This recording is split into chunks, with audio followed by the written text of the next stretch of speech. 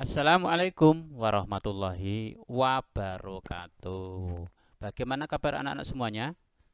Semoga tetap sehat selalu ya pada kesempatan hari ini. Dan Pak Guru harapkan anak-anak selalu waspada, jaga kesehatan dengan cara makan makanan yang bergizi, kemudian istirahat yang cukup, diimbangi dengan kegiatan olahraga dan jangan lupa menerapkan protokol kesehatan. Baik anak-anak, pada kesempatan kali ini kita masih melanjutkan pada tema 1, selamatkan makhluk hidup, dan subtema 1, tumbuhan sahabatku.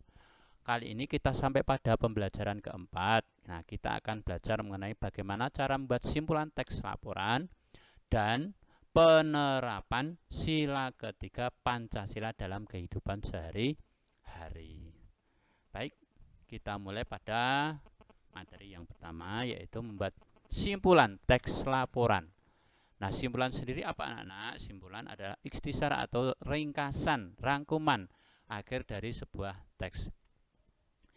Jika anak-anak menemukan sebuah bacaan atau teks dan ingin membuat sebuah kesimpulan, maka langkah pertama adalah anak-anak harus membaca keseluruhan dari teks atau bacaan tersebut dengan seksama. Jangan gerambiangan atau bahkan mungkin dilompat-lompati gitu ya. Tidak boleh, jadi harus dibaca satu persatu dengan seksama. Kalau sudah dibaca secara keseluruhan, anak-anak akan bisa menemukan informasi penting yang terdapat dalam bacaan tersebut. Biasanya terdapat pada kalimat utamanya. Kemudian setelah menemukan informasi penting, anak-anak bisa menghubungkan informasi tadi menjadi sebuah pernyataan akhir atau kesimpulan teks. Nah, kesimpulan teks yang baik itu bagaimana anak-anak? Kesimpulan teks dalam sebuah laporan yang baik itu mempunyai ciri-ciri sebagai berikut. Yang pertama, kesimpulannya mudah dipahami oleh orang lain atau pembaca yang membaca laporan atau kesimpulan yang kamu buat tadi. Yang kedua, menggunakan bahasa yang baik dan benar sesuai dengan kaidah penulisan bahasa Indonesia. Kalimatnya tidak berbelit-belit atau muter-muter, ya, nggak jelas arahnya. Berisi pokok pembicaraan atau idenya apa yang sudah dibaca tadi, berupa fakta dan jelas. Nah, agar lebih jelasnya kita akan sajikan sebuah contoh teks bacaan dan kesimpulannya. Baik, di sini ada sebuah teks atau bacaan. Pak Guru bacakan, yaitu jagung merupakan salah satu tanaman yang dijadikan bahan makanan pokok di berbagai daerah, juga di Indonesia.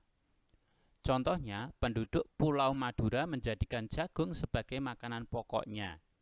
Jagung merupakan salah satu tanaman penghasil karbohidrat yang sangat diperlukan oleh tubuh. Setelah membaca semua isi dari bacaan atau teks, kita bisa mencari ide pokoknya. Nah, ide pokoknya di sini adalah jagung merupakan salah satu tanaman makanan pokok masyarakat Indonesia. Nah, di sini kok kalimatnya berbeda, Pak? Boleh ya, boleh, tidak harus sama plek dengan bacaan, tetapi kita bisa membuat bahasa sendiri. Yang penting itu merupakan ide pokoknya apa. Nah, kalau ide pokoknya sudah diketahui, kita membuat kesimpulan. Kesimpulan dari bacaan ini apa? Nah, ternyata kesimpulannya adalah jagung sangat penting di Indonesia karena sebagian besar masyarakat Indonesia juga mengkonsumsi jagung ini. Nah, sebagai tugas anak-anak, silakan anak-anak mencoba membuat kesimpulan dari paragraf tersebut dengan cara yang sudah kita lakukan tadi, yaitu kita cari ide pokoknya apa, kemudian kesimpulannya apa. Nah, ini adalah tugasnya. Silakan anak-anak simak baik-baik atau dengan cara di screenshot supaya tidak lupa. Nanti ditulis lagi ya, bacaannya ditulis, kemudian idenya apa dan kesimpulannya apa, seperti contoh tabel berikut yang tadi sudah kita pelajari ya. Ini silakan untuk dikerjakan di bukunya masing-masing. Silakan untuk di screenshot terlebih dahulu. Jika sudah, kita lanjutkan pada penerapan sila ketiga Pancasila dalam kehidupan sehari-hari. Anak-anak kelas 6 pasti sudah hafal ya, lambang-lambang dari sila Pancasila dari sila pertama sampai sila kelima. Nah, sila ketiga Persatuan Indonesia lambangnya adalah pohon beringin. Sila ketiga ini mengandung makna suatu usaha menuju persatuan rakyat dalam NKRI. Nah, Persatuan Indonesia ini juga mengakui dan menghargai sepenuhnya keanekaragaman yang ada di Indonesia. Pulaunya banyak, ya kan? Kemudian tiap pulau provinsinya berbeda. Setiap provinsi mempunyai suku, bahasa, agama, adat istiadat, makanan dan lain sebagainya yang sangat banyak perbedaannya. Sehingga kalau dikumpulkan satu Indonesia ini luar biasa sekali.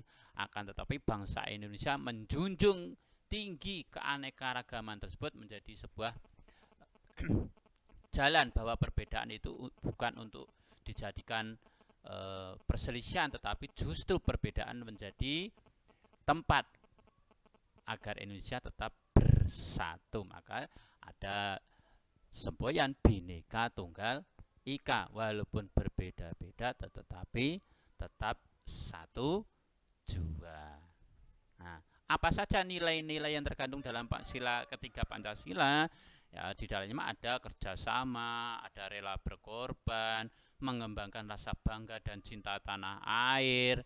Di antaranya ya kalau anak-anak bangga dan cinta tanah air harus mencintai bangsa Indonesia, mencintai produk bangsa Indonesia, mencintai dan bangga terhadap jati diri bangsa Indonesia. Di antaranya ada adat istiadat, budaya, dan lain sebagainya. Ini dalam rangka apa?